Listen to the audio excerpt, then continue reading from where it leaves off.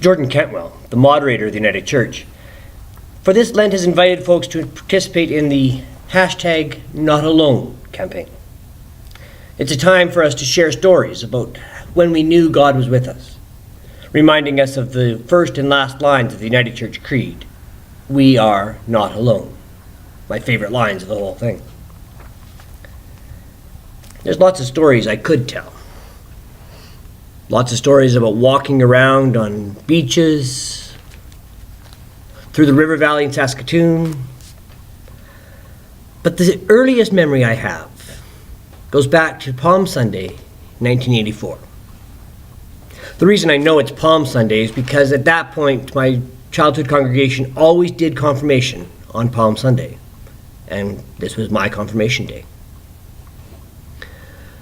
We'd gone for a retreat on Saturday night. We'd stayed in one of the clubhouses in St. Albert. Attached to this clubhouse was a playground. This playground was built with big concrete pipes. To look at them, you'd think they were sewer pipes, which probably they were, but instead of being used for the sewer, they were used for the playground.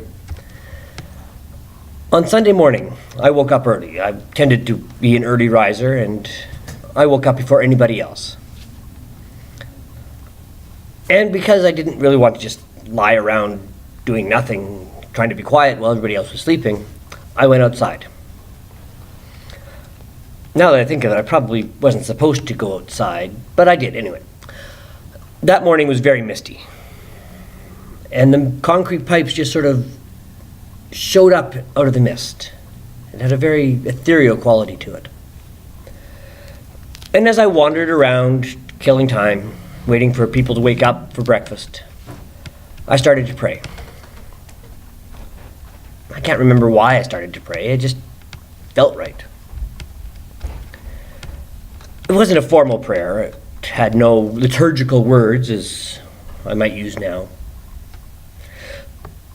It was just rambling dialogue, sharing my thoughts about the fact that it was my confirmation day, sharing my thoughts about life. At that point, the church was one of the few safe places I had in my life. School was horrific for me in grade 9. It was one terrible day after another for a variety of reasons. Bullying being primary. But church was a safe place. Church was a place where I could just be. I mean, this was the church I'd grown up with. I'd been going to this church since I was 2. And so I wandered, and I rambled, and to use a word that one of my professors loved in class, was to ruminate. He would often say, well, let's ruminate on this. And to me, I think that's what prayer is best. Prayer is ruminating on life, ruminating on how God is with us. And so as I wandered and I rambled and I babbled, I knew I wasn't alone. 32 years later, I can't really describe it, but I knew I wasn't alone. That God was there, supporting me, comforting me. I just knew it. It wasn't anything I could see. It wasn't anything I could describe in a trial. It was just that feeling, that intangible sense of being held, being surrounded, being accompanied.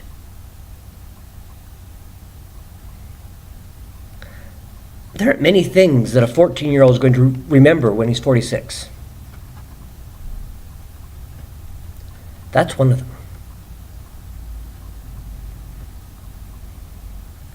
That's one of them. And it was a wonderful feeling. It wasn't euphoric. I've had other times which were euphoric. It was just calming, comforting. It took years before I told anybody this story. I mean, it's not the story a 14, 15-year-old tells. But it's the first time I remember that sense of presence, that sense that God was with me. I've been taught it all my life, but that's the first time I remember feeling it, tangibly. Indeed, we are not alone. Thanks be to God.